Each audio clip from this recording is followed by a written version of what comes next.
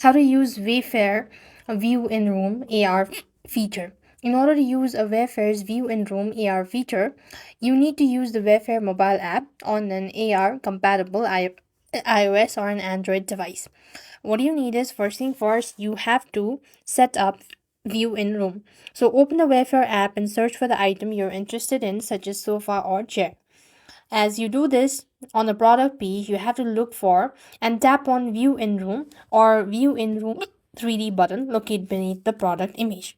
So here, what you need is simply scroll down. You should be able to find these option that says View in Room. If you cannot find one, you could just go ahead and look for other options or item.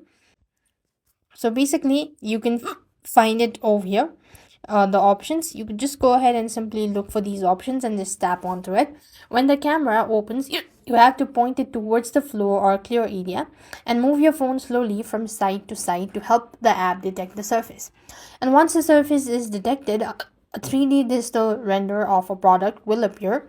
You can then move or drag or rotate or push and pull, and you can take a snapshot or record a video of the item in your room to save to your phone or share with others for second options or an opinion.